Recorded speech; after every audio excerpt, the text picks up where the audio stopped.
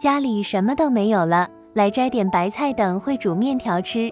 本来说带着小宝上街去的，那天感冒了就不去了，所以昨天过端午就随便吃了点，这些菜都烂了好多了，得赶紧摘来吃了，好不容易种的。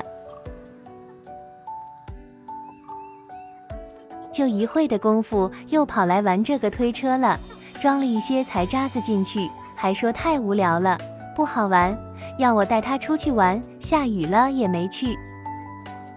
还他爸刚刚打电话说在那边天天下雨也不能拉货，干脆回来了，马上要到家了，喊我煮早饭，我说没有煮饭，煮面条吃。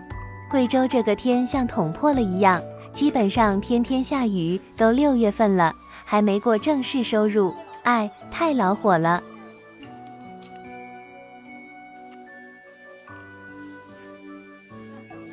本来一开始是说用电磁炉煮面的，没想到电磁炉坏了，后面又来烧火煮，这锅被孩他爸弄破了也没换。本来有一次特意去街上买锅的，去街上小孩太闹了，后面就忘记了。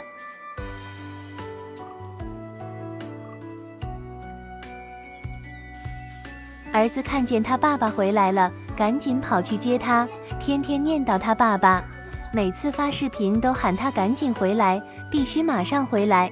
虽然我天天带他，可还是比不上他爸爸，像跟屁虫一样黏着他爸，可高兴了，还特意拿了一个粑粑给他爸吃。还他爸回来路过街上，给孩子们买了最喜欢的芒果跟西瓜。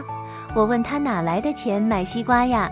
他说仔仔想吃，再没钱也必须买呀，还说不是我该担心的问题，他自己想办法。哎呀，怎么可能不担心吗？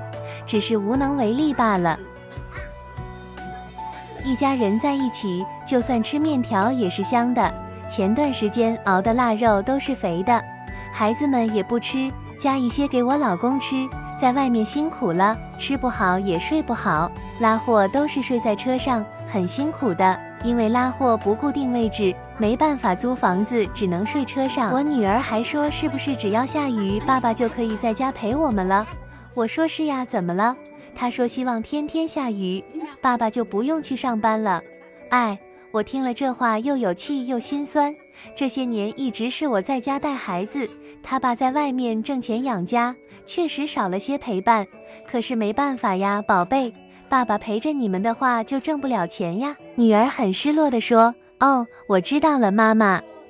女儿今天很高兴，还说要帮我洗碗，灶台太烫了，洗干净端去那边洗，让她帮忙清一遍就行了。小宝拉臭臭裤子弄脏了，让他爸换一下，平时都是我自己带，就算月子里都没喊他换尿片，今天我不舒服，让他试着换一下，等下带上楼洗个澡。想问一下，你们家筷子会越吃越少吗？我买的20双筷子没用多久就剩下这几双了，又得买新筷子了，不然多几个人都不够用了。每天吃完饭就必须得扫地，我们家卫生除了我是没人打扫的，有时候真的很烦，不讲究卫生，垃圾乱扔，时间久了也没改变，都懒得说了。公共区域我尽量打扫干净，其他就不管了。才吃好饭就喊他爸爸切西瓜，说是现去地里摘的新鲜西瓜，只可惜我种的西瓜没有活，还是需要技术才行呀。不摆了，今天就分享这些了，家人们，拜拜。